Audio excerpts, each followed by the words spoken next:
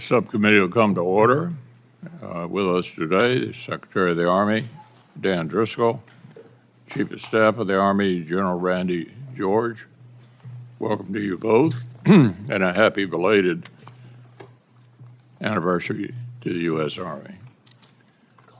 Secretary Driscoll, I'm glad you were able to visit Fort Knox yesterday. Did you look at the gold? I did. It's there, as far as I can tell. It's not worth what it used to be, I'm told. So the current estimate is $500 billion. Anyway, I'm glad you were there yesterday. I'm sure you found far more important than the gold we were just discussing, the fine soldiers and civilians who serve there. We appreciate that both of you are willing to serve our nation at a consequential moment for the Army, the Department of Defense, and our national security. And we're deeply grateful to the soldiers you lead for their bravery and their sacrifice at the tip of the spear. The recent losses of Army personnel in training incidents in Lithuania, Hungary, and Iraq are reminders of the risk U.S. service members take every single day to keep us safe. Matching the Army's structure and capabilities to tomorrow's challenges while preserving its ability to fight today is essential work. The Army's history reminds us that we don't always get to choose the types of war we fight and must prepare for all contingencies. Congress has backed the Army through a litany of failed modernization programs like Future Combat Systems or Crusader. We've watched new requirements, cost overruns, and adversary advances undermine their rationale before they became operational. If the administration made the case for sustained increases in defense spending, the Army would have a stronger hand when asking Congress to take risks on new initiatives. But net cuts to defense spending make it harder to balance the Army's current and future requirements. In the face of growing threats, pursuing generational change on the cheap is risky business. As you work with the Congress on the Army Transformation Initiative, I hope you'll look to the Marine Corps' own controversial modernization program as a model of transparency and building trust. Congress has a constitutional obligation to provide for the common defense and to steward taxpayer dollars responsibly. And we don't serve either the taxpayer or the common defense with blank checks for vaguely defined priorities. We want to see the analysis behind the specific bets the Army wants to place on ATI. We want to understand the second-order effects on industry, other services, and allies. Certainly, the Army needs to be better equipped to face Indo-Pacific contingencies, and we'll wait to understand how ATI intends to achieve that objective. Tomorrow's Army will need to integrate existing systems and modernized capabilities, sustain existing industrial relationships, and welcome new entrants to the defense enterprise. This is not a zero-sum game, and if it's time to walk away from certain legacy programs, the Army will need to show its work. For example, if it's time to move on from the Joint Light Tactical Vehicle, why did the Army sign an $8 billion contract 2 years ago to procure more of them? Why did the Army not coordinate its termination decision for a joint program with the Marine Corps and other services to gauge whether such a decision would put the budget's operational capabilities or readiness at risk? And what is the impact on the defense industrial base the Army relies on? The services have to think through the industrial implications of such decisions. This isn't an argument to buy vehicles the Army doesn't need, but a recommendation to consider how existing manufacturing capacity can be put to better use in light of changing requirements. The Army's abrupt decision to terminate the Robotic Combat Vehicle program also reinforces a tendency to abandon promising capabilities midstream. This signals unreliability to industry partners willing to invest their own capital in future military technologies. In this case, precisely the kind of innovative tech company the Army claims it wants to foster. Of course, when we understand the Army's challenges and objectives, we can help you achieve them. For example, we combed through the unexecutable resources in fiscal 25 request and found resources to fully fund the Army's #1 unfunded priority for counter-drone capabilities. Why such an important requirement was unfunded in the first place, however, raises more fundamental questions about the Army and Department's own budget process.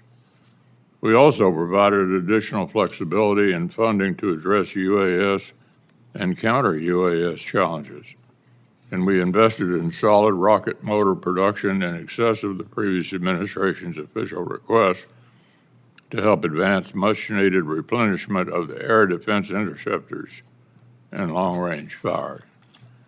If the Army shares our concern about a paucity of air defense and counter-UAS capabilities, I hope you can explain why there is so little funding to provide systems like CWIS. This spring, Secretary Hegseth identified modernizing and sustaining the organic industrial base as an urgent priority.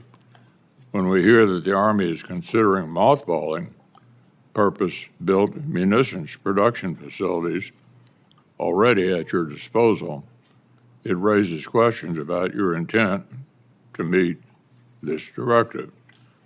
Army depots in states like Kentucky, Arkansas, and Alabama have already built trust with local communities, assembled skilled workforces, and they continue to attract interest in new public-private partnerships. That would be a win-win for modernization. So I fail to see how cutting this essential existing capacity will help the Army reach the production levels needed to meet growing demands. I regret that the Army is being tasked with doing more with less, but it's increasingly likely that looming challenges will test us in multiple theaters simultaneously, that we don't have the magazine depth for today's fights, much less the capabilities we need for tomorrow's. Certainly, we can't expect to keep pace with the pacing threat in the Indo-Pacific or adversary alignment across the globe if our base defense budget can't even keep pace with inflation. This subcommittee hopes to be an active partner in the Army's modernization efforts, but we can't expect success on a shoestring budget. So, Mr. Secretary, General George, I look forward to hearing your views on these topics. Turn to you momentarily for opening comments, but first, Senator Coons. Thank you, Mr. Chairman, and thank you as well, Secretary Driscoll and General George. Thank you for your service and for your testimony before us today. And I'd also like to first start by wishing the Army a happy belated birthday. The Army was there at Lexington and Concord, at Gettysburg and Antietam, at Normandy and at Okinawa, at Fallujah and Kandahar, and across the centuries and across dozens of fields of combat at home and around the world. The American soldier has fought and died for our freedoms, upheld the Constitution, and served the people of our great nation. My father, my brother, my sister-in-law, my uncles all served honorably in the United States Army, and I just want to offer my sincere thanks to all the men and women serving in uniform around the world, to their families, and to our veterans. I'd also just like to recognize that as conflict ramps up in the Middle East, There are tens of thousands of U.S. service members on the ground in the region, potentially in harm's way. And I hope and trust that the Army is doing everything it can to provide for their safety, and that every policymaker considers the risk that they are under in the decisions we are making. Today's hearing is to evaluate the Army's fiscal 2026 budget request. General George, we have discussed the need for the Army to adapt to today's threats, to innovate, and to field different capabilities, more so today than it has at any previous time in my lifetime. And I'm keenly interested in what the Army is learning from the war in Ukraine, how it plans to rapidly acquire and field UAS, and in some ways more urgently counter-UAS technologies at scale, and whether it's investing in the munitions magazine depth our nation and allies need in this new era. Ukraine's recent bold strike into Russia as part of Operation Spiderweb, as well as Israel's bold strike against Iran's nuclear program, both illustrate how resourceful planning, low-cost drone weapons, and innovative strategies can destroy billions worth of military equipment. And we know that the wide and increasing use of these systems and platforms, coupled with dramatic advances in electronic warfare, require new tactics and new concepts. We have given you in the last year flexibility in order to address this. I largely agree with most of what the chairman has said, so I will skip a lot of my opening statement also about innovation in the private sector and the industrial base. But in my discussions with you and other senior military leaders, I've consistently emphasized the need for procurement and deployment to speed up in this era of innovation. The Army's Transformation Initiative is meant to offer a solution to these challenges, and it may. But this subcommittee does not yet have sufficient fulsome information from the Army in order to adequately make that assessment. My other core concern with the Army's budget is readiness. When the FY26 request, when you take out inflation and the pay raise, it's essentially flat from 24. You've taken deep cuts in your O&M accounts to pay for DHS tasks on the southwest border and in our cities, as well as overseas operations, typically funded in a supplemental. DOD claims the president's budget request pays you back, but I'm not convinced you will ever see this funding. As I said to Secretary Hegseth in his hearing before this subcommittee last week, budget reconciliation is an uncertain path, a partisan effort, and the president did our military no favors by not planning for key capabilities in the base budget. Even if successful, it seems just as likely DOD will keep raiding your O&M account to pay for other priorities until Congress steps in and says, enough. Every member of this committee has a role to play here, a constitutionally mandated one. Finally, I feel compelled to offer an observation about the nature of our military and its relationship with our citizenry, and a plea for all of us to be thoughtful leaders in a contentious moment. For 250 years, our military has fought not for any particular party or policy or president, but for the Constitution and the freedoms enshrined in it. I've traveled the world on behalf of my state and the Senate, and I can definitely attest our military is the cutting-edge, most lethal, world-class military and the global role model for an apolitical military under civilian control. I'm worried that that legacy is under threat today from something more critical than funding or interagency reimbursement or readiness ratings. And that threat cuts to the core of the role our military plays in our nation, and it centers on the fragile but critical trust between a people and its leaders. I worry about crossing a critical line by asking our military to serve as de facto law enforcement either on the border or in major cities, and about the trajectory of our values when the commander-in-chief can goad soldiers into booing either the press corps or his predecessor, as happened last week in North Carolina. And frankly, too often, both parties contribute to a divisive environment that is seen as just politics. We need to reflect, each of us, on how we've contributed to this moment. 250 years doesn't happen by accident, and it's up to all of us to ensure the fragile flowers of democracy, rule of law, and an apolitical military are protected and allowed to flourish throughout the rest of our lives. Thank you, and I look forward to our discussion.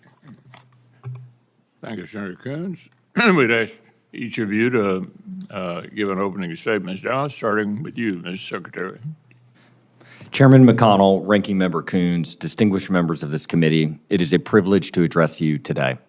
I want to start by expressing my sincere gratitude for your unwavering support for our soldiers and their families. And I'd like to start off with some good news. Our story is alive and thriving. We just celebrated 250 years as an Army, and it was a great success. Our leaders are the best in the world. I was at Fort Knox yesterday, where I saw how we are forging warrior leaders from the cadet summer training to the command assessment program. And we are just getting started. We met this year's recruiting goals 4 months early, and we are on track to fill 20,000 fiscal year 26 delayed entry program contracts. Our recruiters, soldiers, and families are inspiring fellow Americans to step up during a time of global uncertainty and complex threats.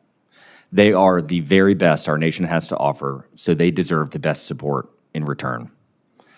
That's why when I went through my confirmation hearings, I pledged to be the Soldier's Secretary of the Army. That commitment has guided our approach every single step of the way. And that's why General George and I believe the Army Transformation Initiative is the absolute best way that we can support our soldiers.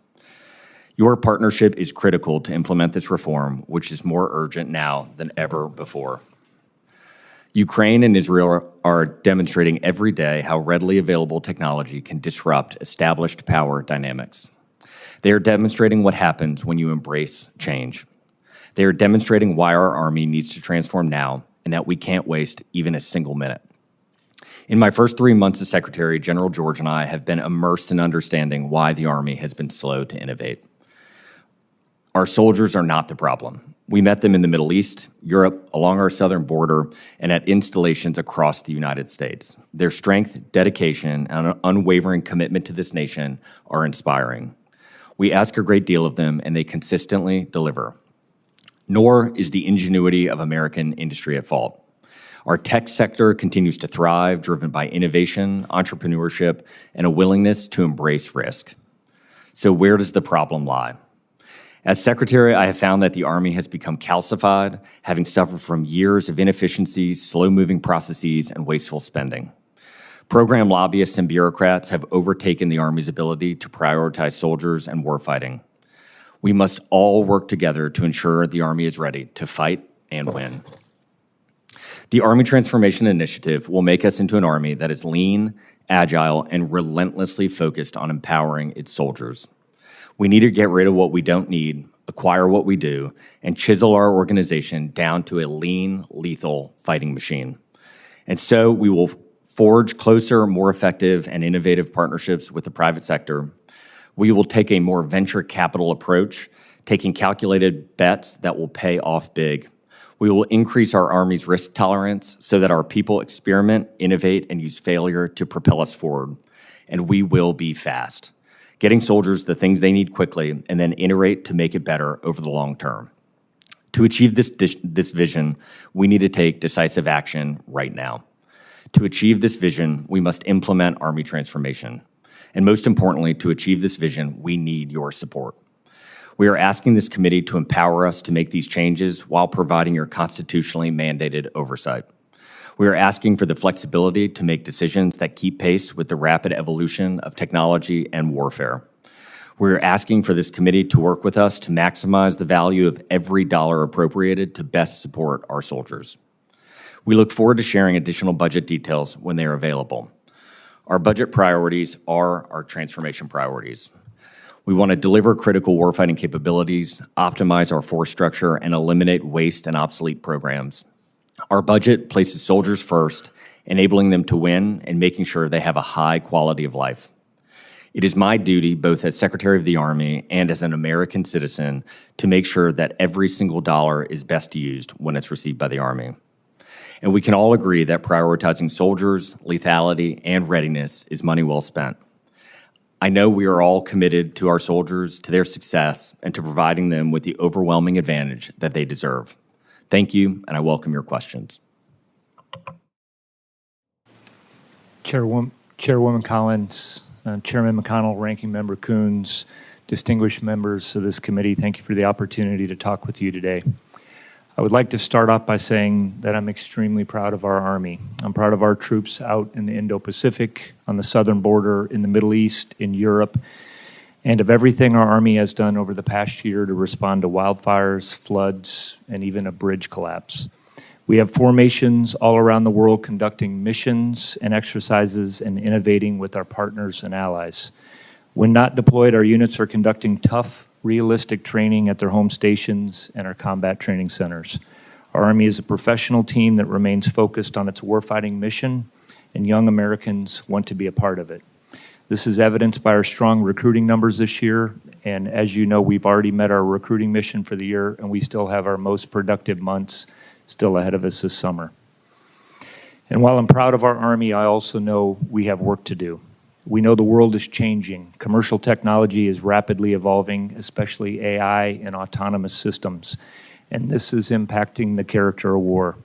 We understand that we must transform to stay ahead of our adversaries, and we need to get better by 2026 and 2027, not by 2030. Over the last year, using existing FY24 funding, some of our units transformed in contact, which means they experimented with changing how we train, fight, man, and equip while they were deployed or in training environments. This was a great proof of concept. It confirmed that our formations are capable of rapidly improving their lethality. One transformation in contact brigade in Europe was 300% more effective in lethal targeting in training.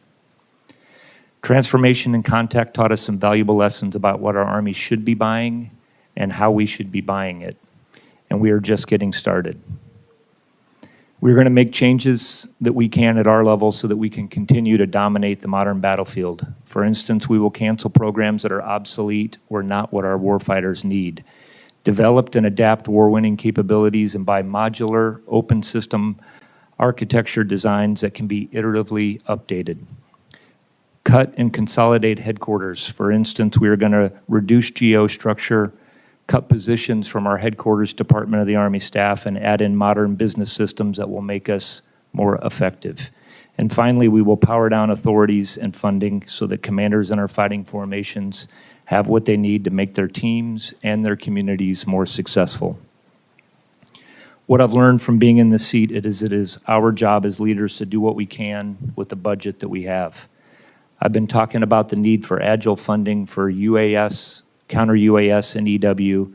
We need more flexibility in those areas. Technology is changing too rapidly. We've got to be able to buy capabilities rather than specific programs so that we can always get our warfighters the best available tech and equipment for the fight. This is where we could use Congress's help.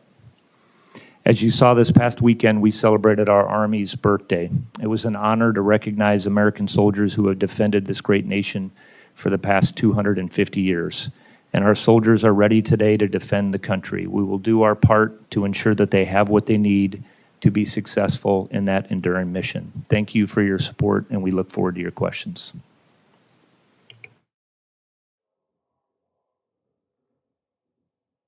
Hegseth rightly identified the need to sustain and modernize organic industrial base. I was frustrated by the previous administration's slow pace in addressing obvious production shortfalls for critical munitions. So the department's renewed focus on this challenge is certainly welcome. This subcommittee has taken this issue seriously for some time and worked to prioritize modern production capabilities and encourage public-private partnerships at Army depots. So despite the identified need to expand and modernize production capacity within the Army's organic industrial base, I'm confused by reports that the Army is considering mothballing depots like Bluegrass, Pine Bluff, Anniston, and Red River. It strikes me as counterintuitive. So, Mr. Secretary and General, does the Army intend to shut down these facilities? If so, how is this consistent with the stated objective of sustaining and modernizing them? And if that remains the objective, what steps does the Army propose to best take advantage of the Army's organic industrial base? Chairman, I agree with you on the organic industrial base. I know we both agree with you on moving that forward. One of the decisions that we made, obviously, was at some of these places, do we continue to invest in doing things at these locations that we know we don't need? For example, areas where we know we are well beyond the max, or we're producing things maybe that we don't need for the modern battlefield. So that's what we are coming back to. I mean, I don't think anybody, we know we need to improve in this area. One of the areas that we have talked about as an example is being able to produce drones and being able to do that at scale and produce drone parts. I think you mentioned some of what we need to do as far as improving on our munitions and working that. So I know we need to work with the committee to come back and talk to you about those things. And I would just echo that the magazine depth that our Army has is low, and we acknowledge that the organic industrial base has got to be a component in maintaining that stability going forward. I think when we've looked at these couple of depots in particular, what we believe today is what we are making there now does not justify the cost. What we are not saying is that those depots don't have a role in the future, but the current things being manufactured there are duplicative and expensive. And so what we've directed the team to do is help us create a plan to actually take advantage of the resources that we have and be good custodians of the American taxpayers' dollars. All right, Mr. Secretary General, what lessons has the Army learned and applied from Ukraine and Israel about the future of warfare? How do these lessons inform the Army's modernization efforts and your preparations for an Indo-Pacific contingency? I can kick off and then hand it to my battle buddy. So I think that one of the first things we have learned is we have got to have a data layer that allows our soldiers to communicate across space and time. That data layer has to be synced with our things, like all of our equipment, and then our sensors, and it all has to be sharing information in near real time, because without that very basic data layer, anything like applying in generative AI and all of the things we could do for targeting, offensive and defensively, cannot occur. And so the fastest thing we are trying to move on is getting a data layer so that we can layer in a lot of these kind of digital advancements that are happening in Ukraine. And Chief, you want to take the last bit? Chairman, I could probably go on for this for quite some time, so I will just, and what we look at when we look at lessons learned, we talk about observed, because until we actually change what we're doing, we haven't learned them until we've actually changed our organization, change how we're operating, and that's what we're trying to do with transforming in contact. I think a big one is you can be seen anywhere on this planet, nowadays, and so signature is very important. So what we are doing to reduce our signature of our unit, it gets back to what the Secretary was talking about as far as what our command and control systems are, what kind of emissions we're putting out, how are we reducing the visible signature for those things. That's one big area, and that changes go across all of the warfighting functions. Just because of logistics, things like that are easy to, you're easy to spot. And so how we reduce our logistical tail, headquarters sizes, all of those things are going to be incredibly important. I think the biggest thing that we are trying to get after, and that's why we've asked about with Agile funding, is to be able, we know that with drones, countering drones and EW, it is moving very rapidly, 2 weeks, 3 weeks, a month. And, in those areas, I think producing anything that is a program or record probably is not going to maintain the pace of what we need to do. So we need to build modular open system architecture in all of these systems and then be able to adapt them. And that's what we're working to do in all three of those areas. But we are definitely paying attention to those. We have updates on those, I would say weekly, and we send those around to the Army.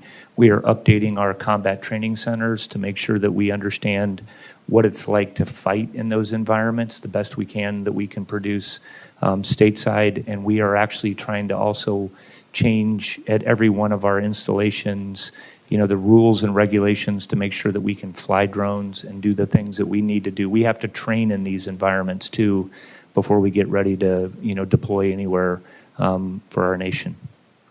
Which leads me to finally ask, talking about training environment, what if the U.S. decided to cut off assistance and information sharing with Ukraine?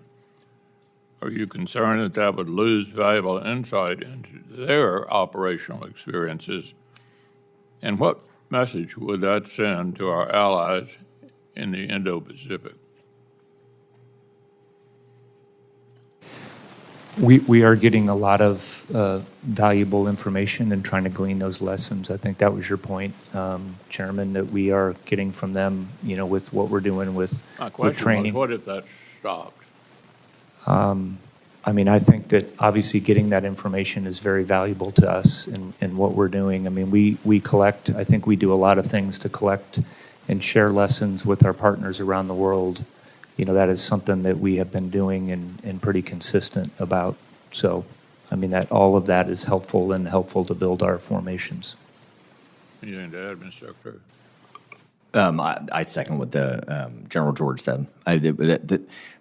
Ukraine has been described as the Silicon Valley of warfare. The biggest lessons that are occurring in this transition and this inflection point, that how humans have conflict is changing right now in a way that it hasn't changed in a very long time.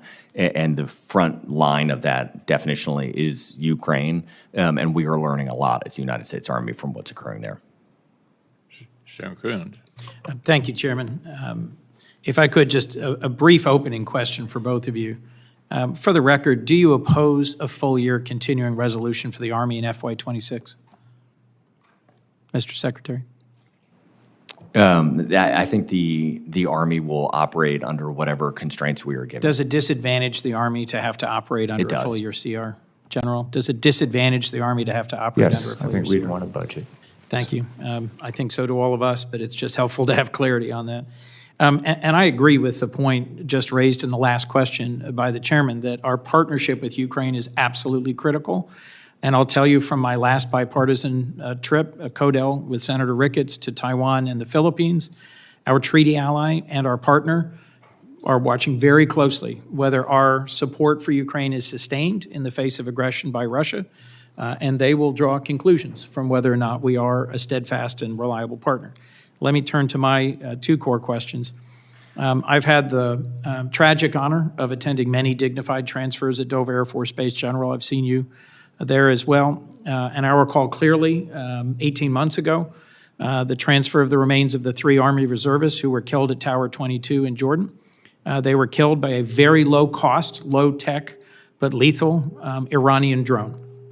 We did not at that time have the counter-UAS systems to detect it, intercept it, and stop it.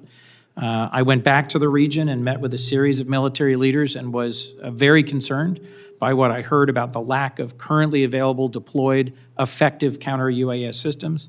And as I mentioned, given developments in the region, this is a heightened concern. General George, what does the fiscal year 26 budget request show that's going to address this dynamic and concisely help me understand how you're achieving through agile funding, the need, as you said, to buy capabilities rather than specific programs of record in this area where the technology is rapidly emerging. We have a great partner, the Silicon Valley of warfare right now. How does this budget request accelerate your capacity to deploy and defend our troops? I think you're going to see, sir, that we're going to spend a lot more money specifically on counter-UAS. I would also tell you that spending the money on the drones helps as well, because there are cases where we have, I think a lot of what we're learning too is that drone on drone is a good, way to do counter UAS. So I think it's going to be a little bit of both. And that's a big part of what we want to do with the transformation initiative, is make sure that we're spending, focused on those areas. I think everybody's going to have to deal with this across the joint force moving forward. Everyone is going to have to deal with countering drones. We are doing a lot with making sure that we are, not sending stuff to, White Sands or doing it other places. We're still using those areas, but also just sending things directly to the Middle East is, for an example, what we're doing with Transforming a Contact. We have a very large exercise that's going on right now. We'd love to come over and brief you at the when we get finished with it, called Flytrap, where we're doing this over in Europe, actually putting all the different sensors, making sure that we're lashed up as far as the data layer that the Secretary was talking about, and then kinetic and non-kinetic effectors. We have to get after the cost curve, and I think that that's what we're looking at. And there's many, and I could go down the list of directed energy, laser, kinetic, drone on drone, testing all of those EW systems that we are doing. And Thank you. we need to scale it, I think is your point. We do. Look, as I said in my opening comments and have communicated to both of you, I agree the Army must change and modernize how it fights and must take into account significant changes in technology. But bluntly, months after you've announced the Army Transformation Initiative, this committee hasn't received detailed or substantive analysis as to why the Army is planning to cancel or reduce 12 programs of record, consolidate or reduce staffing at 21 commands, or how the investments you're proposing will significantly enhance battlefield lethality. I am eager to work with you in good faith, just as this committee did with the Marine Corps, but we need your analysis to make informed decisions. Mr. Secretary, when will the Army be able to brief the Army Transformation Initiative in detail to this subcommittee so we can do our job? Senator, we'd be happy to come by anytime, but I think very specifically you will have that detail within 10 days. That would be welcome. Did you coordinate critical ATI decisions with other services before you announced the cancellation of joint programs? Looking at ATI, and when we do the math, it's basically $48 billion in spending over 5 years that we don't think is relevant to the Army anymore. And the reason we don't is you talk to soldiers, there are instances where like the Army hadn't requested a Humvee in years, and yet we kept it getting I hear every you. My year. question was about consultation with other forces, other services. I'm giving you a long-winded answer, Senator, to basically say the reason that change was so hard is because when that consultation occurs, what would happen is the antibodies in the system come up to stop change. And so when we weighted the decision of how do we actually get the most likely chance of succeeding, we decided that the best chance was to sync with the Pentagon leadership and the administration and keep it very narrow until after announcement. But we consulted with them the night before we announced it and then very soon after it came out live. You're well aware of examples like the Marine Corps being very surprised about the JLTV cancellation and there needing to be significant adjustments following that. Absolutely, Senator. And we weighted the risks and the benefits and decided it was, we believed better to do it. Can I just make one comment on that, Please, Jim. Senator? Only because we always across the joint staff and across the services, we're going to fight as a joint force, and we're looking at this, and the Army work fighting concept is part of the joint war fighting concept. So I will tell you that everything that we did, that we took in mind, was about how our Army is going to operate within the joint force and looking around. So again, in my view, what we're not doing is impacting anything. I think we're going to be much more lethal to provide for the joint force. There might be one example of a system, but overall we are going to be much better prepared for the future. I'm over time. A quick last question, General. Has the Army been directed by the Secretary of Defense to withdraw any Army echelon from Europe? Not that I'm aware of. Great. Thank you both. Thank you, Mr. Chairman. I apologize for going over time. Senator Collins. Thank you, Mr. Chairman. Secretary Driscoll, General George, welcome. We're glad to have you here today. The Army, I have always had a special appreciation for because my father was a World War II combat veteran who was wounded twice in the Battle of the Bulge. Recently, with some of my colleagues, I had the opportunity to attend the 80th commemoration of that historic battle. It was very moving. The Army's 250th birthday parade was also a cause for commemoration and celebration. And during that parade, there was the public unveiling of the Ripsaw robotic combat vehicle. This vehicle is built in Waterboro, Maine, by a very small, innovative, brilliant firm. The kind of company that we need more of in our industrial base so that we are not so dependent on just some prime contractors and a few smaller firms that are in the supply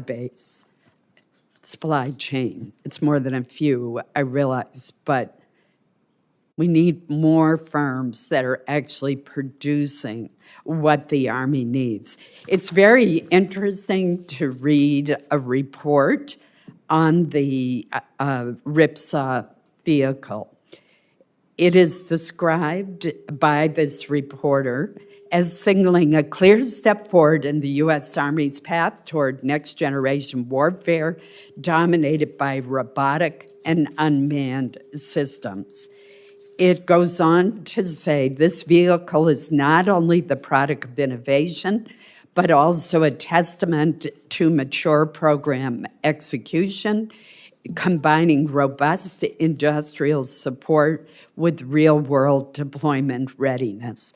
It is ideal for modern battlefields where surprise, speed, and stealth define success. So they go on to say that it marked a tangible shift in the Army's commitment to embracing unmanned ground combat capacities as a core component of future warfare. I've reviewed the classified assessments of robotic engagements, and I understand the threat landscape posed by drones and autonomous platforms. Yet the Army remains behind in fielding robotic and autonomous systems. And this is why we were so excited when the robotic combat vehicle was selected, when it won a down select over large primes, over other companies, because it is the one funded program that shows real promise, and it could have served as a foundation for future innovation, and it's ready to go today. Mr. Secretary, how does walking away from years of development specifically designed to integrate with other Army platforms put the Army on a credible path to innovation? And when exactly will our soldiers deploy with robotic systems that not only enhance lethality and support counter-UAS operations, but protect what we value most, our soldiers' lives? Senator, I believe, and I was writing the note to make sure, I think that How and How was acquired by Textron. And so before I make this comment, I want to disclaim. So we met with that leadership team to talk about this. And just from a high level, any business so far, or the vast majority that have reached out to us when a decision has caused them harm, we are trying to help them bridge to what the Army needs.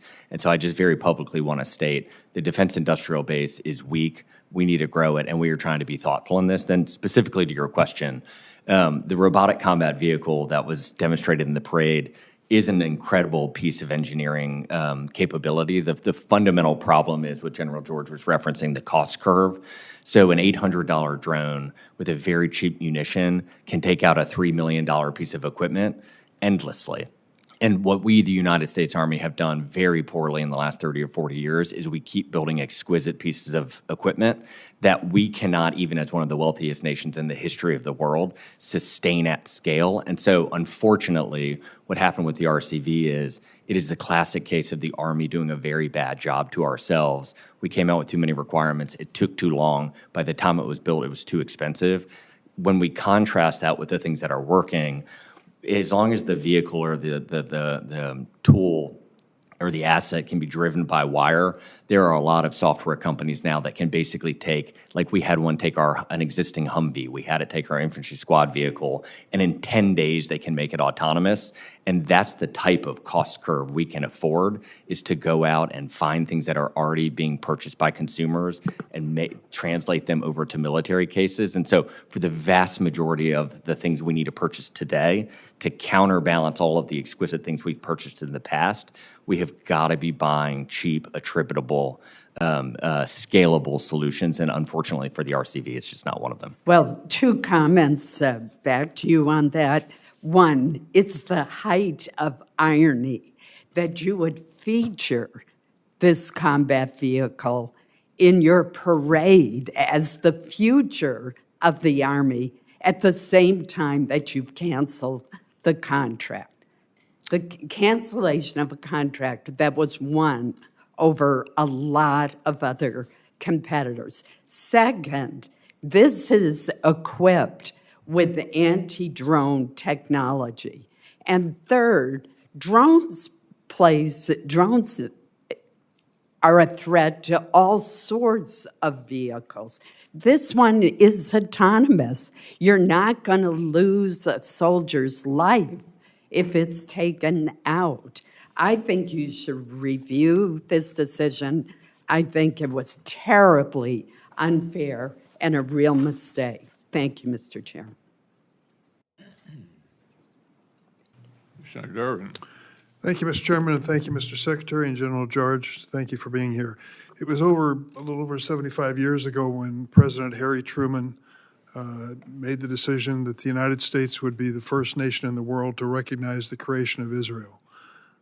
It was a moment of great pride and one that has led to an alliance which endures to this day. And I want to ask you a question or two about that alliance. Currently, Israel is engaged in conflict in Gaza with Hamas, but more recently in Iran. And my question is, what is the role of the United States as this war unfolds between Israel and Iran? The reason I think the question is relevant is that there's been some inquiry of the White House of what the president has meant by recent statements when he's referred to we in reference to Israel's role there. For example, the fact that the statement was made that the skies are safe now, we accomplished that and such, leads to the obvious question, what is to be our future involvement in the Israeli-Iran conflict? Can you tell us, Mr. Secretary or General George, has there been any efforts made or changes made in terms of positioning troops, equipment, or other resources in anticipation of an invasion of Iran? I can just tell you, Senator, for what we're doing for the Army, what our job is to make sure that we have forces that are forward for General Kurilla and the CENTCOM team, make sure that we're doing our part to protect. It's kind of a little bit to the earlier question about counter-UAS, integrated air and missile defense. And so we have sent forces forward to make sure that we are postured around the region to, defend our interest over there. And has that decision been made recently? I think we've had a lot of that has been over there. And again, we have provided some additional capability over to the region to make sure that, again, we are providing, we have the defense, we can defend our interest over there, our troops that are over there. Is it a matter of weeks or months since the decision was made to upgrade our position? I think, Senator, we are constantly evaluating our position when we're, over in different locations. I mean, we have moved stuff around. Again, what our job is in the Army to make sure that we have, trained and ready forces, to make sure that we're providing them, forward, for placement. There are, I'm sure that, what CENTCOM will do is move the different assets that we have over there and take, just like I did when I was in a combat, situation where I would move and adjust what I had for structure that was over there. And I'm sure that's happening as well. Could you give me some indication, Mr. Secretary or General, as to the number of troops we're talking about in this upgraded situation? Go ahead. I don't have We can follow back up with your office, Senator. As a general matter, we generally do not talk about troop movements and where we are placing soldiers, but we're happy to, especially in a classified environment, show you everything you want to see. And are we referring to the Middle Eastern theater as in terms of the position of these resources? I think we have resources around the world. We certainly have resources in the CENTCOM in the Middle East area of responsibility. And just very, broadly, we are hyper-focused on providing our soldiers around the world safety, and with the events of the last couple of weeks or week, we are talking about it actively. Let me ask a quick question to follow up. The chairman asked about depots and their future. I, of course, have an interest in an arsenal, and I'd just like to make a plea that the men and women of the Rock Island Arsenal have responded when asked over and over again. When it came to up-armoring Humvees in the early stages of the war in Iraq, they were there even before the private sector could respond. And I hope as you move forward, you will turn to their expertise and give them an opportunity to bid into some of this work to save us money and to continue to make us the strongest defense in the world. I hope you can. And Senator, I think we're going to be going to Rock Island together soon. I haven't gotten a chance to visit it. General George and everyone I've heard has said it's an amazing place, and so I look forward to seeing it with you. That's a great idea. Thanks a lot. Senator Graham, followed by Senator Baldwin, and then Senator Moran. Thank you both. Good morning. Thank you both. The FY25 Army budget was $185.9 billion. Mr. Secretary, that's a lot of money, right? It is. Yeah, well, I think we need more, and I think most of us up here understand that. Budgets need to be based on threats. So let's walk through the threat matrix real quick to America and see if we need more spending on the military list. Putin. Is there any indication, General, that Putin's going to stop his effort to dismember Ukraine anytime soon? Well, it's hard for me to predict anything, but I would say. Well, let's right now go. what we're Last seeing- night was the biggest attack on Kyiv, and they killed an American citizen. So as of last night, he doesn't seem to be willing to stop, does he? Yes, you're right, Senator. Yeah, I hadn't Agree. seen any intel. I mean, does anybody up here think that he's slowing down? I don't. So we spent a lot of our ordnance and military equipment to help Ukraine, right, Ms. Secretary? We did. And the reason we're doing that so that we don't get in a war with Putin. You know, if he gets to a NATO country, we're in a war with Russia, right? We're trying to stop him now. I believe that was the theory of the case. Yeah, well, that's the good theory of the case. So if Putin's not slowing down, seems to me we're going to be needing to help Ukraine more and be sending a deterrent message to Putin. Let's go to Iran as a threat matrix. How would you rate Iran's threat to the United States, General George? I would rate the threat as more, there's a couple regional, I think is the biggest to our interests that are out in the Middle East with the troop concentrations that we have there, other interests and partners and allies. Do you know what November the 4th is in Iran? Do you know? It's Death to America Day. In 1987, Iran made November the 4th Death to America Day. That's the hint what they think about us. Do you believe, Ms. Secretary, that President Trump is right to say no nukes for Iran? I totally support the president. Do you believe Iran would use a nuke if they had it against Israel and maybe us? It's hard to answer a hypothetical. Why is scenario. it hard to answer? They say it. They write death to Israel, death to America on the missile. That's not hard. They have 900 pounds of highly enriched uranium at 60%. What commercial purpose is there for highly enriched uranium at 60%? I'll answer it for you, zero. They got enough highly enriched uranium at 60% to make a bunch of bombs. Why do they have one of their enrichment programs at the bottom of a mountain? Do you know?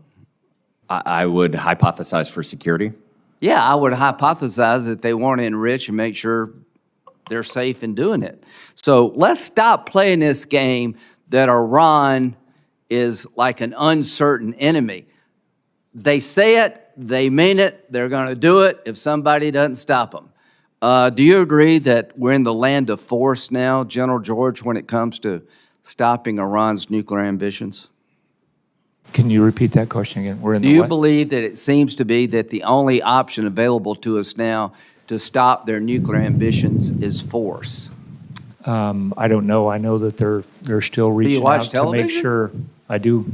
Okay, well, I mean, Seems to news. me diplomacy for 60 days. One, Mr. President, thank you for reaching out to Iran. Thank you for reaching out to Russia. Thank you for trying to find a peaceful solution.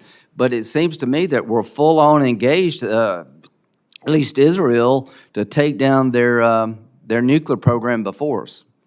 Is that a fair statement, that Israel's made a decision to take their nuclear program down by force? I think that's obvious. Yeah, I think so too. And do you agree with President Trump's decision that a nuclear-armed Iran is a threat to us? Again, I think the president's been clear that he doesn't want Iran to No, have I mean, do nuclear you agree with weapons. that? Do you think it's a threat to us? That we don't want Iran to have Yeah. nuclear weapons? Yes, I agree Yeah, with that. I don't think we do. I don't think we do for a lot of reasons.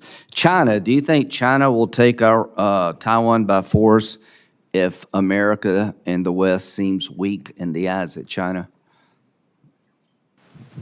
I think deterrence is incredibly important in making sure that Do you we think have we that may have ability. lost deterrence after our withdrawal from Afghanistan, Mr. Secretary? I think that the withdrawal absolutely Yeah, harmed our I think global we have, and we need to regain it. Do you think ISIS and Al-Qaeda is still out there trying to find ways to kill us here at home, General George? I do think that Okay, so there's the still a threat matrix is about as large as I can remember. So to those who wondering, should we spend more in the military? We should. And the goal is to spend money in the military to prevent war, but if you get in one, to win it. So last question. The Ayatollah said today that if we help Israel destroy their nuclear program, and he's not going to give it up, he said that today, there'd be all-out war with America. Did you hear that today? Yes, I did. read Okay. that. So are you confident that America has the ability, nobody wants a war, but if we got in an all-out war with Iran, we would win? I think we're confident for 250 years the United States Army has Yeah, I do achieved too. every My goal we've money's been on the given. Army, my money's on the military. I don't want a war, but if you pick a fight with us, you're going to lose. To our friends in Israel, keep it up. We got your back. Taking that program down is an existential threat to Israel and to us. This is a moment of choosing for the world. I hope everybody understands that if they get a nuclear weapon, they're religious fanatics, they're religious Nazis, they would use it. I don't believe that about Rocket Man. I don't believe it about Putin. I don't believe it about China, but I believe it about these folks. And this is a moment of choosing, and we better get this right. And if you get it right, normalization's back on the table. China's less likely to go into Taiwan, and Putin we'll have a new conversation with him. If we get it wrong, the world's going to blow up even worse than it is today. God bless you. God bless the Army. Senator Baldwin's followed. Next, Senator Moran. Thank you, Mr. Chairman. I want to talk about readiness. Secretary Driscoll and General George, thank you for your service. Thank you for being here. I want to make sure that you know about my priority of expanding healthcare options for Reserve and Guard members. The National Guard is seeing a tremendous uptick in mobilization rates, and improved access to health insurance would help support soldiers' medical readiness.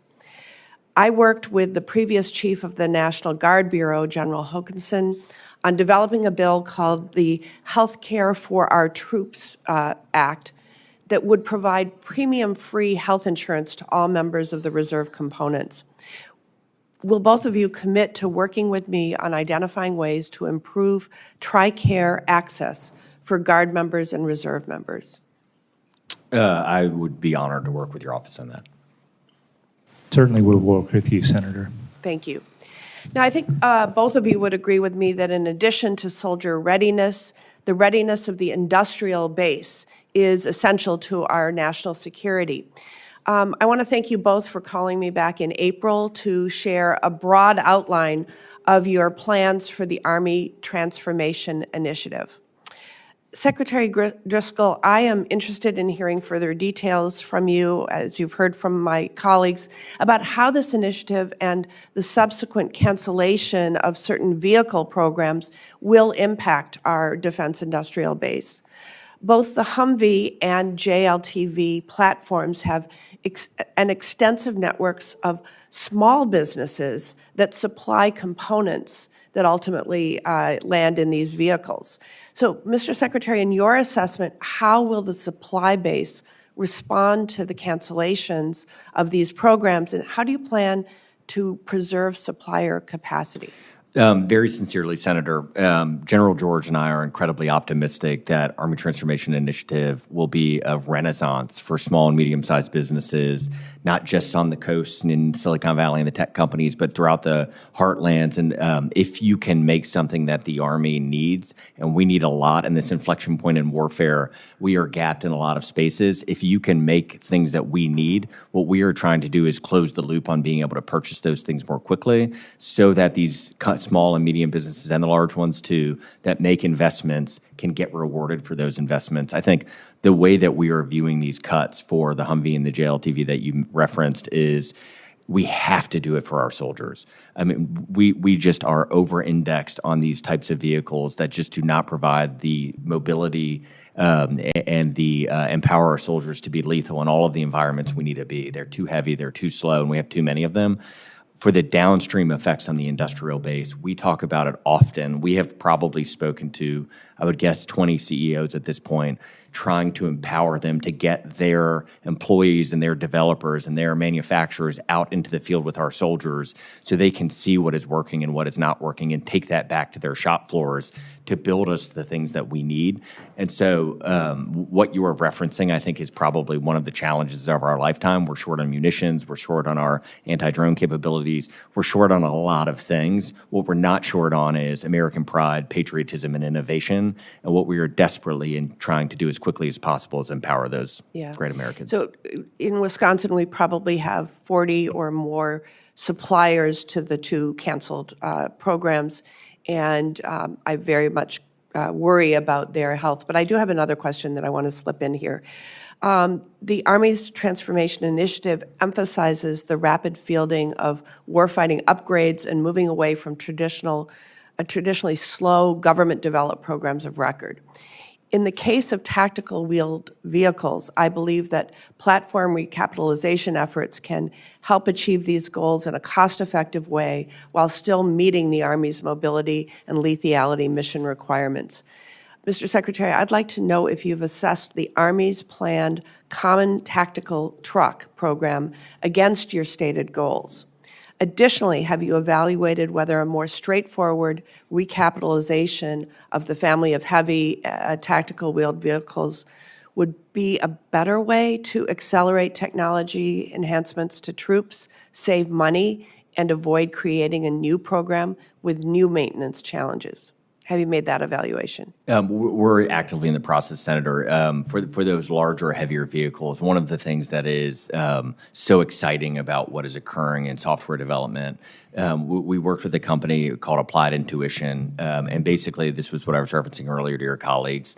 As long as the vehicle is drive-by-wire, we can do all sorts of things to upgrade existing vehicles that the Army already has, and we want to be good stewards of the assets that we've been given. And so we are looking across all of our platforms to figure out what can we upgrade that we already have in the cheapest way possible to help provide soldiers additional capabilities and safety and lethality. And so, but as we continue to go through this process, we'd be happy to come to your office and talk to you about it.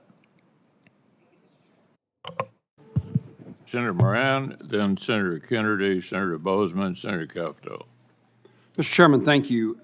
Secretary, General, in my view, my view of the Army Transformation Initiative is undetermined. I don't think we know enough as to whether we can say we agree with you. The things you've outlined today and in the past are certainly things that matter. Getting us in a supply chain circumstance in which we can meet today's needs using today's technologies. One of the things that troubles me is that we don't yet know how you are going to spend the money that we've been talking among my colleagues, at least this morning, been talking about things that apparently may not be funded, but we don't yet know how you're going to fund. And maybe that's solved in the next 10 days in response to your response to suggest so that that's the case.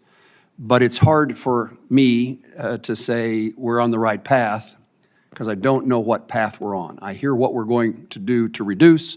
I don't yet know what we're going to do to spend. So I would tell you that a thing that I think is a fallacy that the plan seems to be based on, and I can presume I can be convinced to be wrong once I have more information, but the concept behind the plan seemed to be that we're going to be focused on China. And I'm all for focusing on China. They are our pacing challenge. But it seems to be that the belief is that we can do so while focusing significantly less, almost not at all, on the rest of the world.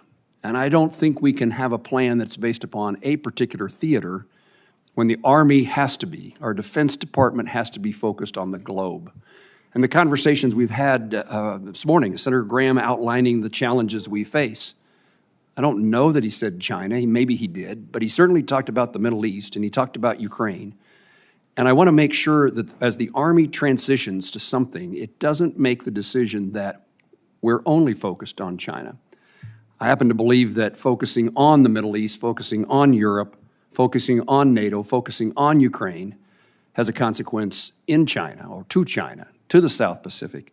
And so as the Army develops its transformation program, as it explains it to us, I need reassurance that we're not solely focused or only, not only is perhaps a too strong of a word because you can tell me we're not that, but that we've not forgotten that the rest of the world matters to the United States of America, and we want the rest of the world to know that. Mr. Secretary?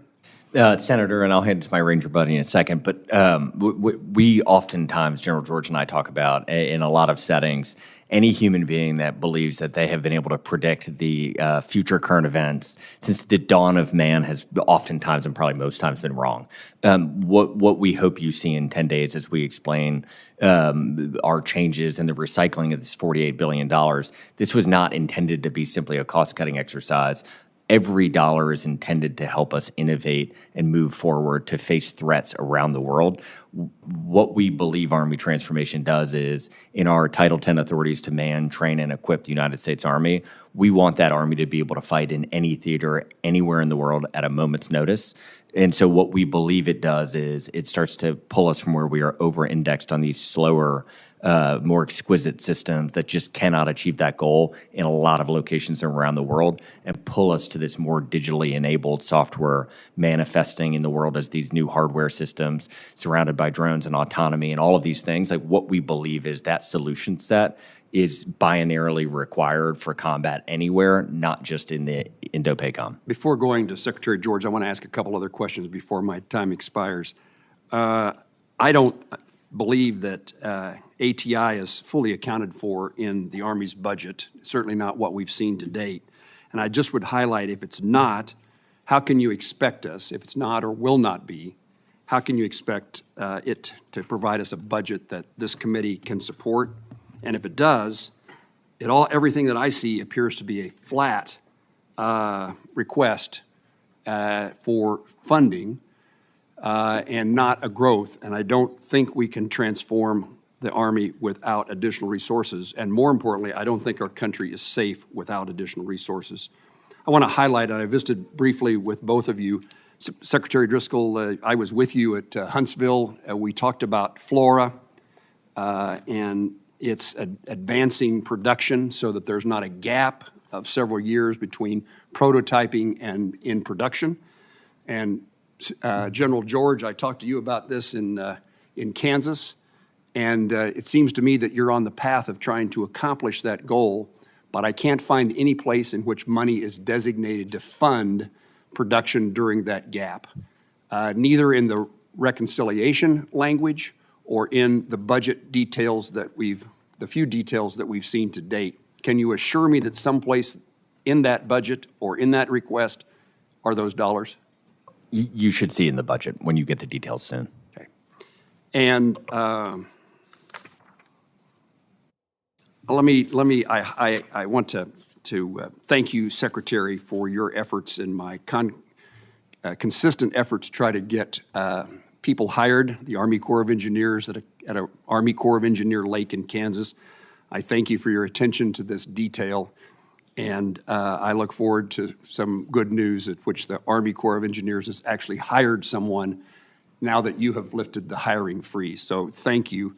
And in that regard, I'm planning to introduce legislation that would expand the use of IGSAs, local and state governments, to conduct business for construction and engineering with entities, private entities that are outside the Army Corps of Engineers. This bill would expand the kind of funds which can be used in inter-support agreements, enable the Army to utilize construction options aside from the Army Corps of Engineers, saving time and money. And when this legislation is introduced, I'd like for you to see it and hopefully have your support. We've seen this in few instances in the country in which we can save money and time by dealing with a local entity rather than the Army Corps of Engineers to engineer these projects. Mr. Secretary? We'd love to look at that and work with your office on it. Thank you, sir. General?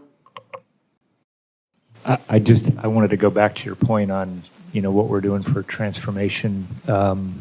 What we had in mind from the beginning, and I mentioned the Army warfighting concept, is that we would actually look at how, I think what we're talking about, being more mobile, lower signature, increasing the number of drones, counter UAS, EW, all the things that we're seeing on the modern battlefield are going to work everywhere around the globe, and that's really what we're focused on.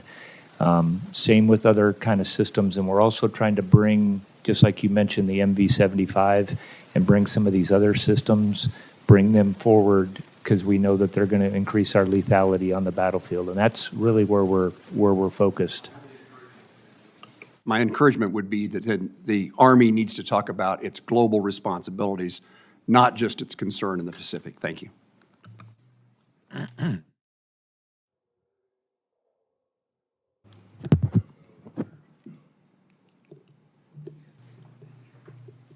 Thank you, Mr. Chairman. I'll try to land this plane within my time. I want to tell you briefly how I see the world and invite you to tell me if I'm wrong. I think President Xi and President Putin and the Ayatollah in Iran are working together. I think that President Xi is the quarterback. I think their goal is to have Russia dominate Central and Eastern Europe, to have Iran dominate the Middle East, and to have China dominate the Indo-Pacific while being free to roam in sub-Saharan Africa and South America and space. I do not want America to be the world's policeman, but I don't want President Xi or President Putin or Iran to be the world's policeman either. Do I see the world in the right way?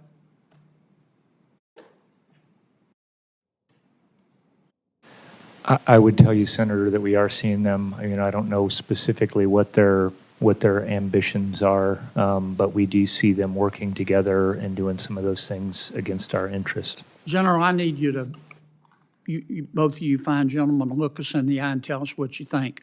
I understand you got to choose your words carefully. You don't want to get put on double secret probation. But we've got some hard decisions to make here. And there's a consensus, I think, in the Congress to give you more money. Because I think we need to spend more money on defense. But you're going to have to give us straight answers and tell us what you think. Mr. Secretary, am I right or wrong? Senator, your question of, one of your colleagues said it earlier, $185 billion is a lot of money. If we are given more money than is in the budget that you've seen, we will be good stewards of that and innovate even faster. I think what we are saying to this committee is we believe we can transform the Army with those amount of dollars as long as we are able to use them the way that we want to, and we are not Tell jammed. me again the amount of money you need for the Army transformation.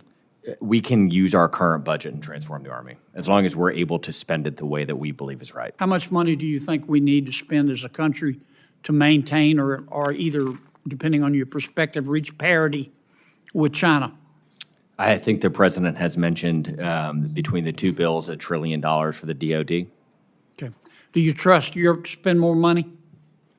I'm sorry, Europe, Senator. Do you trust Germany to spend more money? They've talked a good game. When I was out with NATO with Ambassador Whitaker and talked to a lot of our colleagues in the NATO countries. And as far as I could tell qualitatively, they believed it seemed to be that they were going to start to spend significantly more. General, do you trust the United Kingdom to follow through and spend more money? I mean, all I've gotten, Senator, is what they said that they were going to do with their new defense review, that they said that they were going to raise, their spending on defense. Based So on your it'll remains to be experience, seen. do you believe them? I mean, I think we're big believers in we'll see. I think action is what counts in some of this. There's certainly been a whole bunch of our allies that have done that when they've called for. Tell me, General, how you think the war in Ukraine relates to our struggle with China.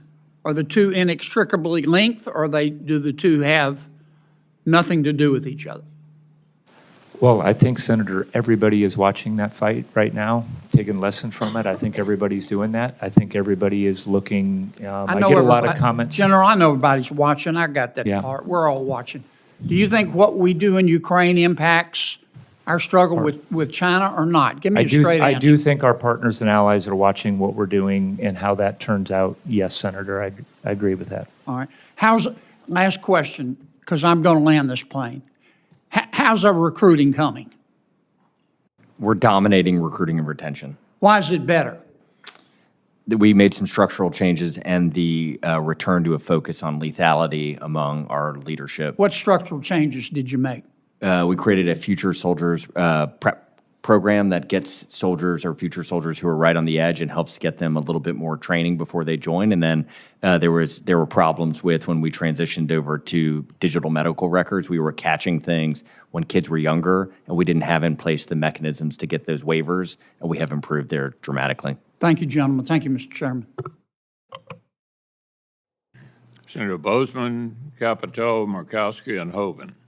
Thank you, Mr. Chairman. On Sunday, I saw the clip on television about the Army Museum's new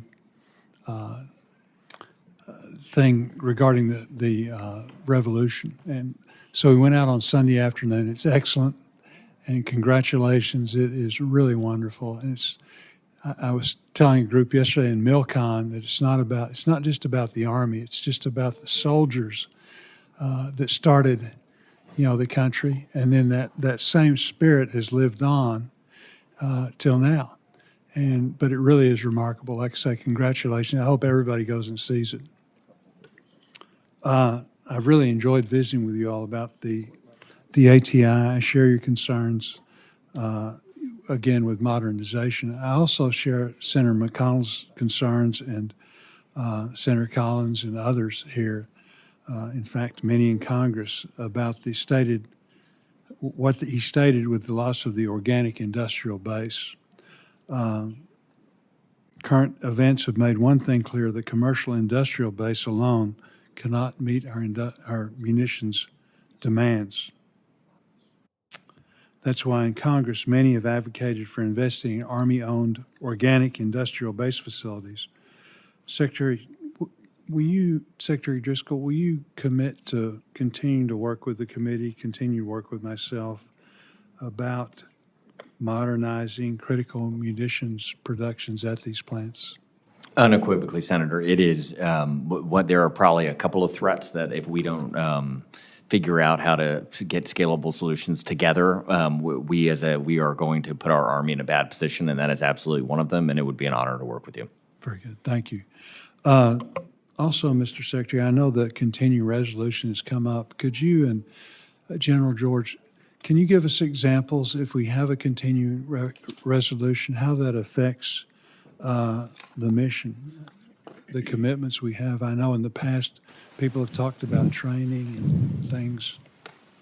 Yeah, obviously, part of the problem for us is we would go back, we wouldn't be able to make some of the changes because it would be based on previous years. So that would obviously be a detriment to us in the Army. But I think it's new starts. It's how things change. We know the battlefield is constantly changing.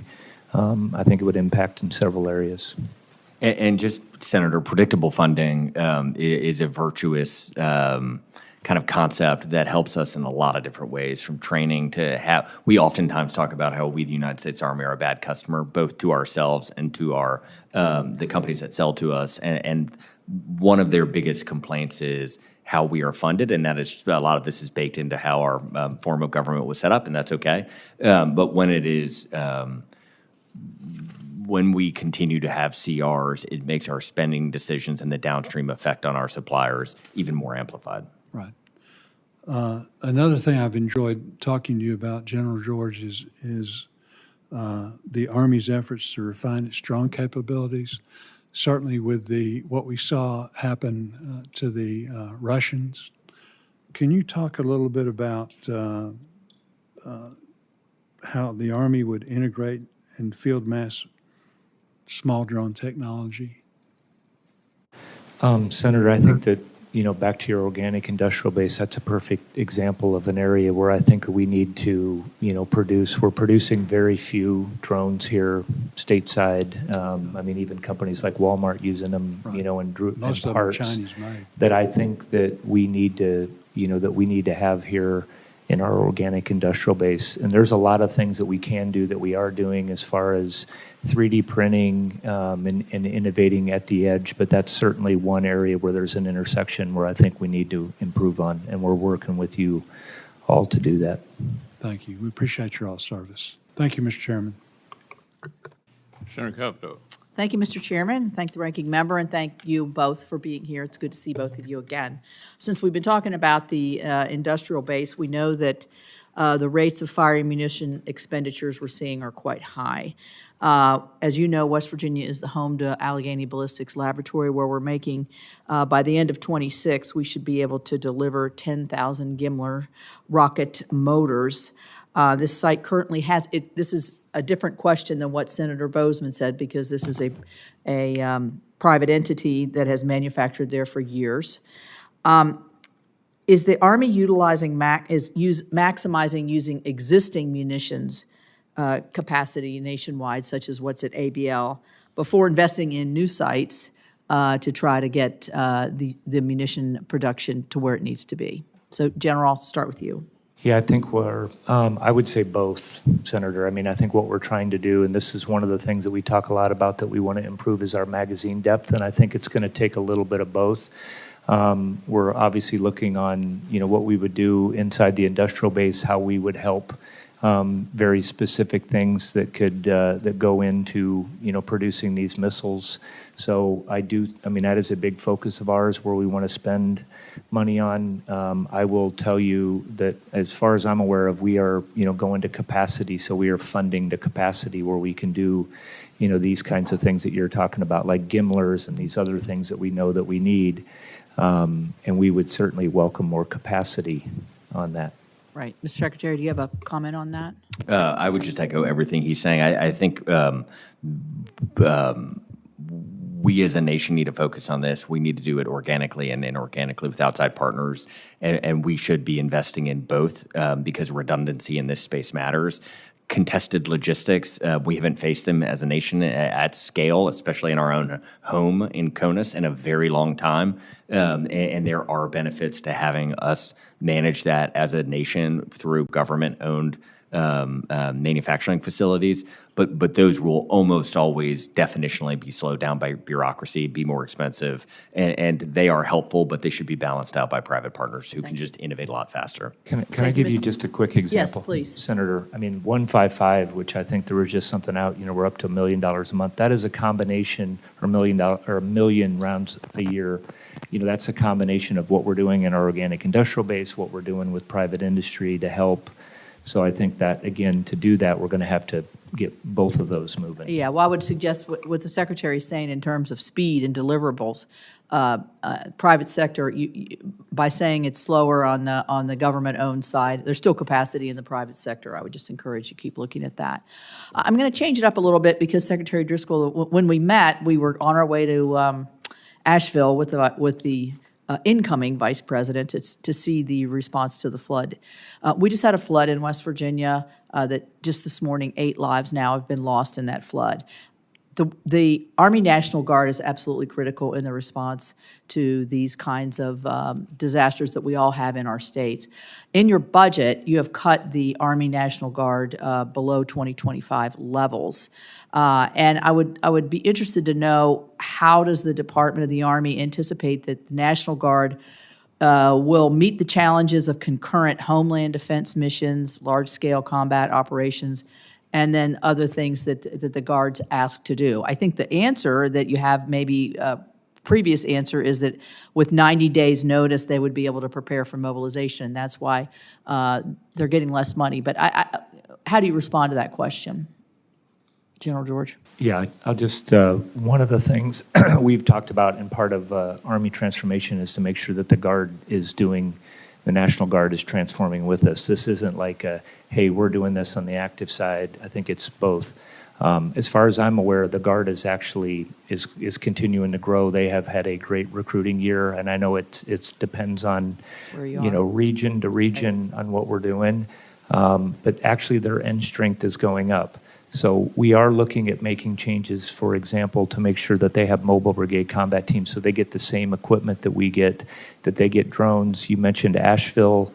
That was infantry squad vehicles that were down there with drones that were helping people with the right C2 systems, and I think we need to do that. It's going to make them much more responsive around the globe, and it's also going to make them much more responsive in West Virginia, which is why we want to and do this quickly. Good. And Senator, Yes. I would just echo, General George and I, in every meeting we have had, said we want to treat the Guard exactly how we treat the active duty component. They are an incredible asset for the American people. They dual hat or triple hat in some instances. Not only can they help with state issues or deploy when we as a nation need them, they also come with this incredible set of talent and experiences because they oftentimes have day jobs. And so if you thought of where warfare is going, a diversity of experience, computer programming, all of these different things, you may have an infantry soldier who is also good at that, and that is unlocking a ton of value for the Army as a whole. Well, good. I mean, I can't say, I mean, in visiting, and I'm sure all of us, the theaters in Afghanistan and Iraq when they were going on, we all met our own Guard units there,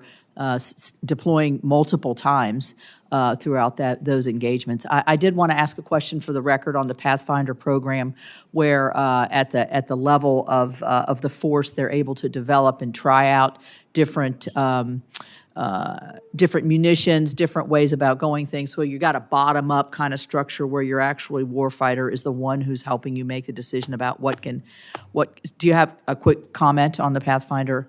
Yeah, we love that kind of bottom-up information, Senator. And I've interacted with these, with these teams that are out there. That's the whole idea of transforming in contact. That's what's helped us actually shape how we're transforming the Army. We started this, we're learning the lessons, we're making adjustments, and we're getting those are the kinds of things that we need to be investing in, I think, as we move forward. Well, I'm hoping when we get the report in the next 10 days or so that we see that budgetarily it's directed in that direction as well. Thank you. Thank you both. Murkowski and then Hoeven. Thank you, Mr. Chairman, and gentlemen, thank you for being here, for your service. Secretary Driscoll, thank you for coming to Alaska recently. I want to talk to you about some of the Arctic initiatives. Super proud of our 11th Airborne. But before I do, I want to talk about the people who are executing this extraordinary mission. We talk a lot about the lethality and what it is that we do, whether it is the assets, the equipment, or the training that goes into it. But so many of these folks, everybody has family back home, right? Maybe it's a mom and dad, maybe it's your wife and a couple kiddos. I have been concerned with some information that just came to my attention, like within the past week, with regards to the Family Advocacy Program.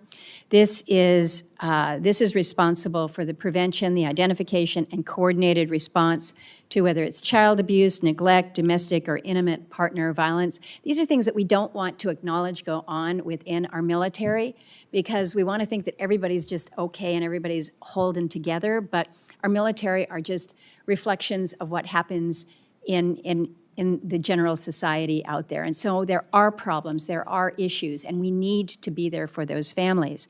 I learned that Fort Wainwright has lost all of its family advocates. So they don't have anybody there at Fort Wainwright. We've dealt with some challenges, as you know, in Fort Wainwright in some recent years with suicides. We want to think that we're getting a handle on some of these, but these kinds of supports are so critically important because it's not only those within our military, but they're working closely with other partners in the community. The community itself doesn't have the resources to help stand this up. So I know that what we've heard is some have accepted the voluntary early retirement or the separation buyout, but I'm worried that with the current hiring freeze, we may have some really critical positions that are not in the news until something bad happens. So I would just ask for your commitment, Secretary Driscoll, that you can look at support for family advocacy programs, make sure that we're not leaving our military families without this support, and maybe even exempt the program positions from the hiring freeze if you're seeing that that's part of the challenge. Can you speak to that? So, Senator, we will follow up with your office on this. Just to qualitatively just say, what General George and I are not trying to do in anything is, when we say show our math for these cuts, we also mean show the math or acknowledge the warts and the issues that our soldiers have. For the Army's 250th birthday this past weekend, General George hosted us, and I had probably 18 guys who I had deployed with came in for it. I hadn't seen a bunch of them in 15, 16, 17 years, and it was amazing hearing their stories, but also their tragedies that service has cost, and we need to acknowledge that. And so very sincerely between the two of us, we want to work with the Army's leadership who also cares to fix these things. And then just to the waiver authority, for the United States Army, I get a weekly report of waiver requests. As far as I know, we have always approved waivers for this type of position. And so we will look, but we will double down on our commitment to make sure we're not accidentally blocking anybody from being hired. I appreciate that greatly. Can I just add Yes, one thing, Senator? General. We use Alaska as a perfect example, very tight-knit group. People that are up there love it up there, but it has different needs. And so that's the other thing that we're trying to do is look at areas very specifically, what they need up there in Alaska. So I just throw that on because, we put a lot of energy in making sure it's a different environment in mostly positive ways, but making sure that we're also reinforcing it that way as well. Well, thank you for that, General. And you've kind of teed into my next question, which is a focus on the Arctic. As I mentioned, the 11th Airborne designated as an Arctic division. General McConville had said, he says, I expect every soldier of the division to be masters of their craft or Arctic warfare. What we continue to hear back is that we haven't clearly defined what Arctic capable really means and whether or not they are properly resourced or equipped for Arctic warfare. And we can cite to some of the equipment, the cold weather all-terrain vehicles. We don't know that we've got enough Black Hawks to move them, but some of it is just basic outfitting with cold temperature and Arctic protection systems. So I don't know if within the budget in front of us, you can point out to me how the Army's only Arctic division has what they need in order to be successful in this very specific mission, specific to a region, as you have pointed out, General George. Yeah, so Senator, we are like cold weather gear is the perfect example, and having been up there in February when it's 40 below, there's obviously special equipment. So I think we are buying Cat Vs. The discussion we're having up there, and that's why we're trying to actually make headquarters adjustments up here. I do think that there's some areas we need to give different capability down to 11th Airborne, at the warfighting level as far as on the targeting or intel, and that's one of the things that we are looking at with the changes that we're making now to reduce what we have going on here at this headquarters. But I think we do have an Arctic strategy. I think we're committed. Are you going to have a new one to coming out? Do that. We'll obviously review it. I don't think we don't have any plans right now to. I think it's pretty solid in what they're doing. We have been increasing our training at the readiness center that's up there. So we'll continue to do that. And then we're looking at what we would do for whatever kind of additional equipment. Those soldiers also, they're very tough, hard. They do well deploying anywhere in the world. You know, what additional equipment do we need to have for them if they're going to go fulfill other missions, which we need them to be able to do? To the earlier questions, we don't predict where bad things happen. All right. Thank you both. Thank you, Mr. Chairman. Senator Hogan. Thank you, Mr. Chairman. Thank you both for being here, and to all of you for your incredible service here today. Appreciate you so much. Mr. Secretary, I was governor before I came to the Senate, and any governor will tell you, and probably has, that the Guard, National Guard, is a Swiss Army knife. I mean, for all things military, when you need them, when we need them, but whether it's supporting law enforcement, whether it's any kind of flood, fire, you name it. When I was governor, we had them out on the ice, blowing up ice jams to protect Bismarck, the capital, from flooding. By the same token, we had them with huge 640-gallon dump buckets and Black Hawk helicopters saving small towns that would have burned out in the grasslands if they hadn't been there. They're first on scene for hurricanes, where hurricanes came through and just devastated communities and saving people's lives and property. They are true, and they bring such a skill set. Truly, they are a Swiss Army knife. And I want to make sure that as the Army goes through your transformative initiatives, that the Guard is brought along and has true parity in terms of all the training and all the weapon systems, as well as access to education and advancement and everything else, that the, you know, I should say, and the reserves too, that the regular Army has. And I'd like to know if you're committed to that and your thoughts on it. We are absolutely committed, and just to echo and add like another layer of nuance to what the Guard does so well for us is General George and I were able to go talk to a lot of the victims of the Pasadena fires, and then the Mountains of North Carolina flooding is where I'm from, and so I've gotten to talk to a lot of people there. And one of their most concrete experiences with the United States Army, so if you just talk to a lot of Americans, the way that the Army kind of reaches out and cares for them and loves them and shows them kind of that American spirit is through their Guard members who show up on their worst day. And so General George and I, when we talk about the Guard, we explicitly and very publicly say we want to treat them just like we are treating the regular Army in these transformation initiatives, and we want to empower them to continue to be the amazing asset that they are. Yeah, Can I add a couple of comments to that one, Please, Senator? You might, please, because General. I had, met with almost all of the tags before we brought them in, told them the changes we were going to make. There will be several of the brigade combat teams, so we're moving from infantry brigade combat team to mobile brigade combat teams. We want to do that as fast as we can in the Guard. As well. And so they are identifying those units that will be able to do that. Obviously, it's a little harder when you're not full-time, they're doing, as you mentioned, they're very busy.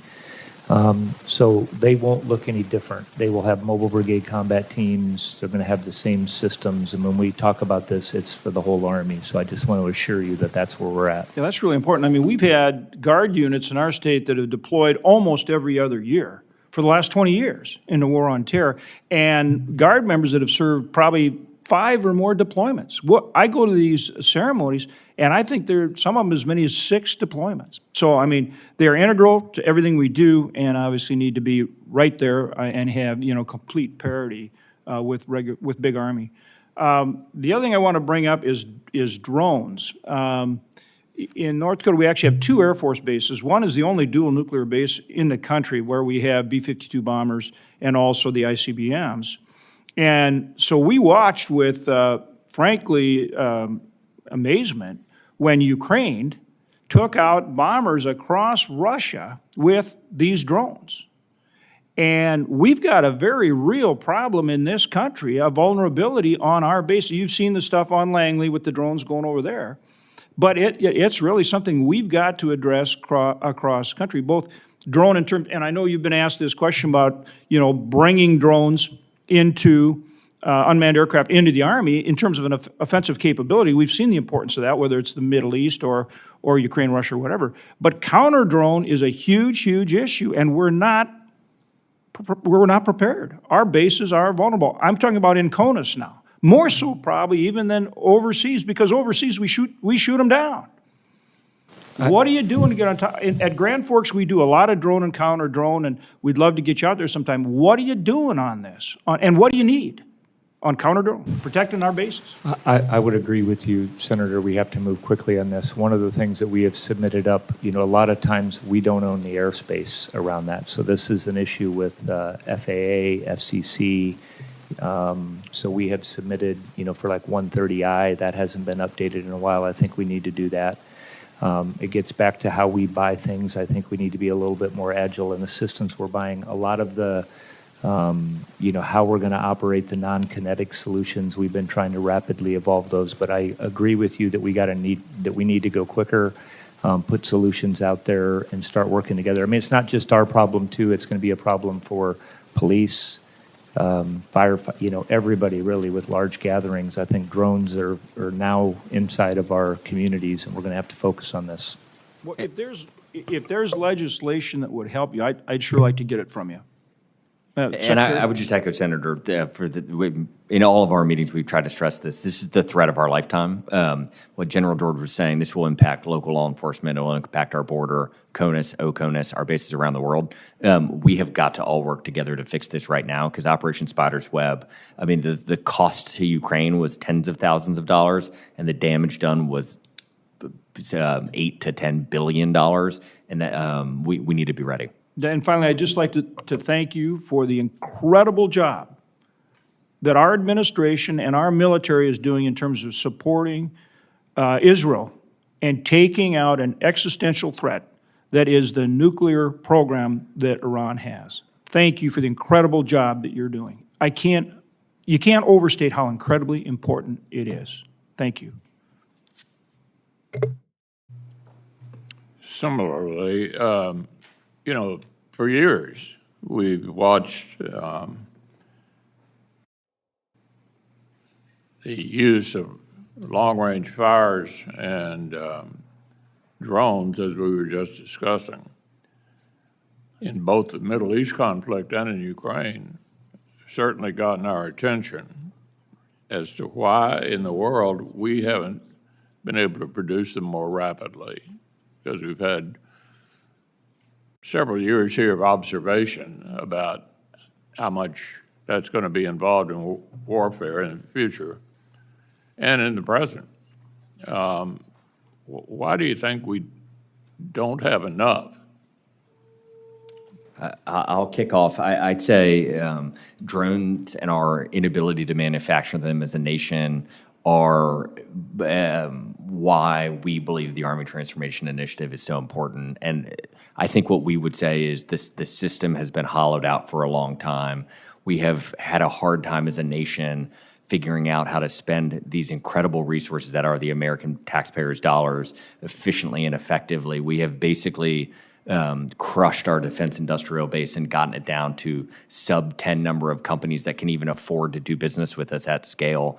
And since the threat level has changed so rapidly, all of those bad habits that we've developed in the last couple of decades are now coming home to roost, and we all have to work together, as we are hopefully doing now, to basically fix this threat and empower small and medium businesses to innovate and scale with the United States Army, knowing that one solution will not fit all in this, and actually a diversity of solutions is what the right solution will be in the future, and that a program of record is the exact opposite way to do it. But it's hard because the muscle memory that we've developed in that Pentagon is, we have some hard conversations every day. I would add, Senator, I mean, it's parts. I think we came up with this earlier, those blue lists. So, DJI produces, I think I've mentioned this to your team, they produce 15 million drones, 50,000 get produced here. Everybody is using drones. So I think this gets back to some of the industrial-based thing. I think we have to get after some of these parts, brushless motors, flight controllers, wiring harness, antennas. There's different things that I think that we, and that's what we're looking to do. And it does get back to the agile funding. Then we can produce a lot of those 3D print and do those other things, but we can't get locked into where we're buying one specific drone, forever, which is what we've tried to do with our, transforming in contact units, is that we buy in tranches, modular open system architecture, and then we can adapt and update them. And we're working that with your team. Well, I hope so, because obviously they were pretty cheap. You get a lot of bang for the buck. Senator Coons. Thank you, Chairman, and thank you for this constructive hearing.